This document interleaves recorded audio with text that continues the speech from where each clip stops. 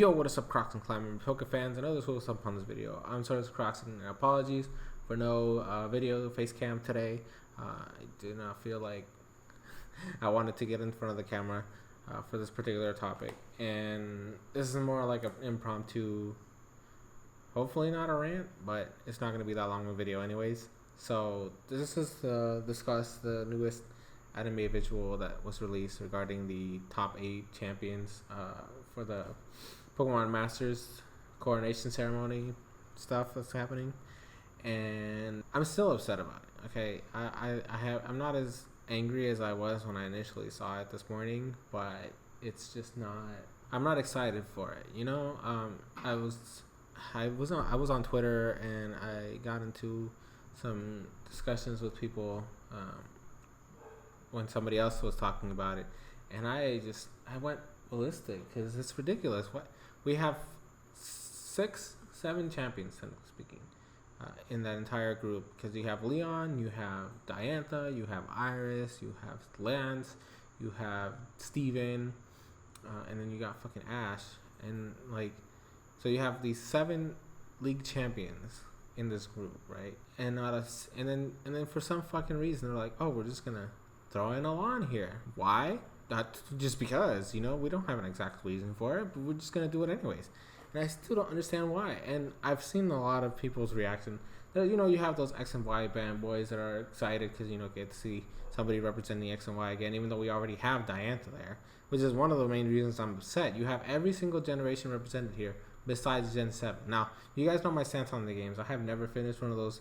I never finished Sun and Moon or Ultra Sun and Moon. Like, I barely got to, like, I don't even think the halfway point through the game. But I still think that Sun and Moon anime is one of the best ones in the entire series, if not the best. It's not my favorite, you know, because I still have a bias towards Gen 3.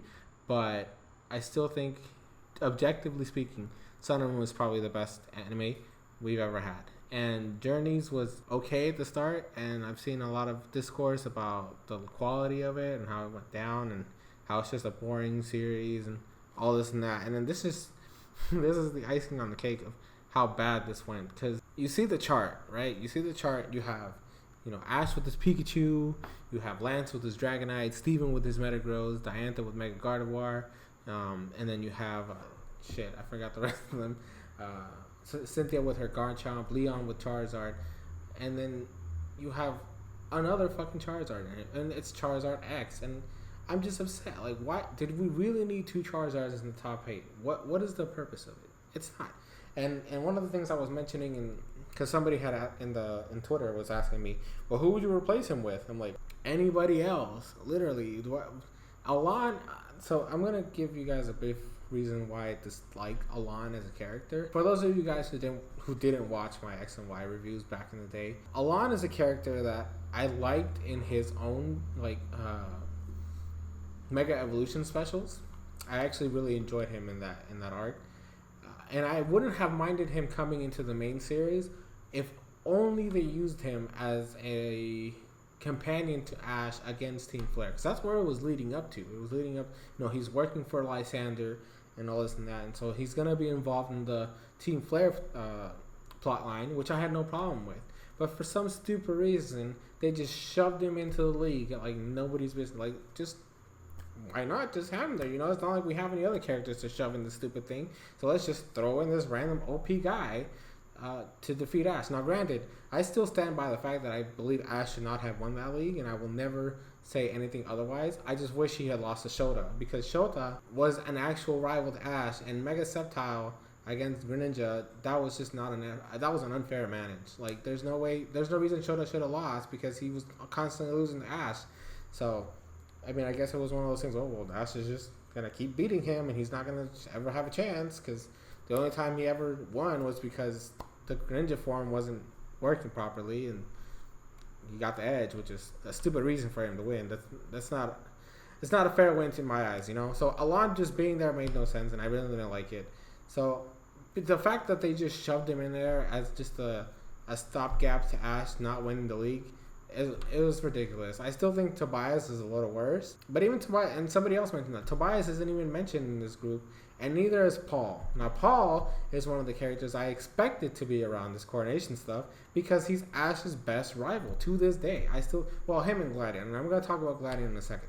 But Paul is one of Ash's best rivals in the entire series, and he's not mentioned once. He pushed Ash to his limit the entire time he was around the Sinnoh Saga, and he's nowhere to be found. Nobody's ever heard of him. Not even a mention, not even a glance. Like, I haven't watched a lot of the Sinnoh episodes yet because they're not in English dub yet, but I don't think he's even mentioned those because I haven't seen any Discord. I have not heard anybody mention that Paul was around. And that makes no sense. He was a big character arc for Ash. With the whole Chimchar story. Where is he now? We don't know. He was an awesome trainer back in the day. He was very strong. He was a little, aggressive towards his mons every now and then, but that's just because he was he's literally an embodiment of a competitive player. He looks for what's the strongest, and he sticks with that. Like, this is the strongest Pokemon, stat-wise, move-wise. This is what's going to win me. He's always been a competitive battler, and I think that was a very good way to display that in the anime. And nope, poof, gone, whatever. Didn't exist, didn't happen, gone. And I just don't understand why Alon of all people shows up.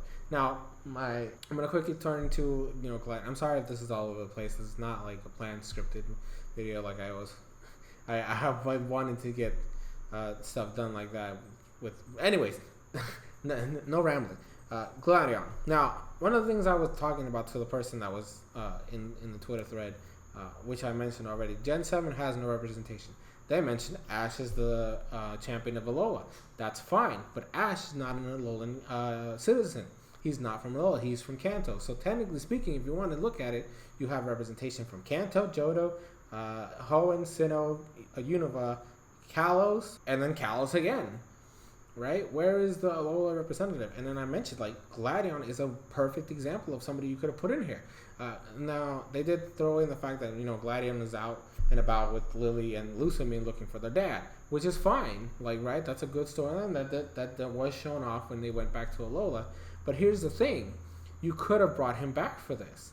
Gladion was a character that actually stood toe-to-toe with Ash in the league in Alola. He's actually the only competitive battler. He's the only character who had the experience and the knowledge to be a good battler in Alola, besides Ash and Kiawe. But Kiawe, they turned him into a rival for Go because, you're friends with Ash, so you need to take care of Ash, and I want to battle you when you're skill check type of stuff. So they basically did the same thing they did with Gary, where Gary's now a rival to Go instead of Ash. So they took away another one of Ash's rivals for Go, which that's another topic for another day. That video is still pending. So the only person left is Gladion, and Gladion could have been brought back after his adventures with Lily and Lusamine and finding their dad, and they find his dad, and now he's a big ass powerhouse.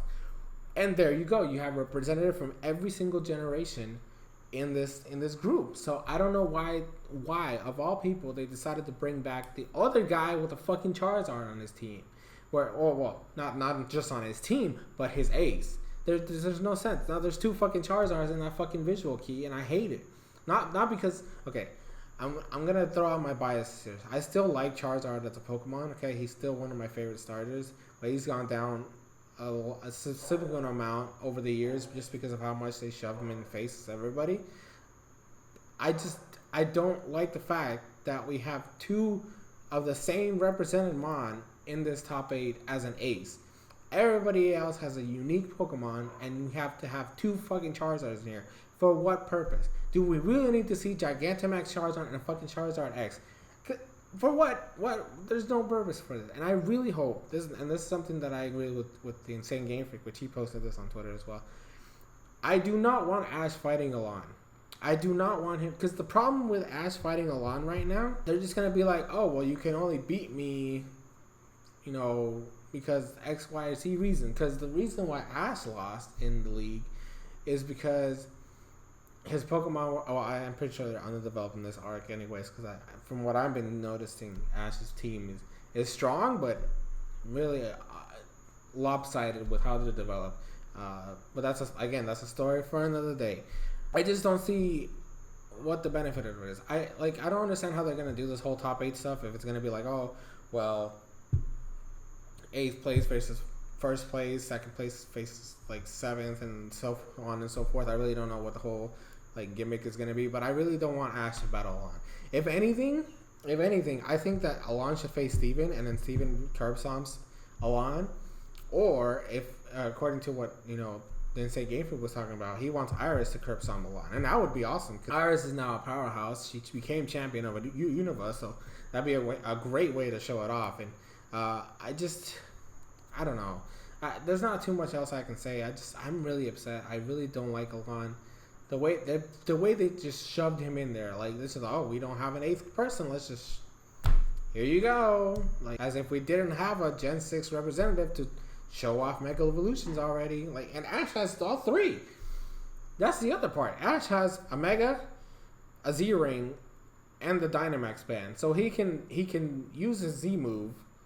He can Mega his Lucario, and he can Gigantamax not only his Pikachu but his Gengar. So why did we really need this? I didn't think we needed this. Why does he get all 3? Well, that's another thing. A lot of people were talking about how, oh well, not everybody in here can Mega Evolve, because Steven can Mega Evolve his Metagross, and Diantha Mega Evolves her Gardevoir.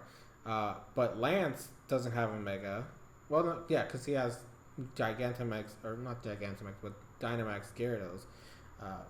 And then Iris has Haxorus, which doesn't have a Mega either. I don't think she has a Mega. And then Cynthia has never been shown to Mega Evolve her Garchomp. So we got 3 people with Megas and 2 with Gigantamax forms and no Z-Wing users. Like, but come on. Because Glidon could have been the other Z-move user. You have his Zoroark with Black Hole Eclipse, or you have fucking Selvali using his Z-move with his RSK drive shit. Like, I don't know. I'm just gonna drop it off here. I'm kind of rambling now, and I don't know. I'm not happy. I do see some people aren't happy. There are others who are ecstatic. There's others that are just like, this is random, but whatever.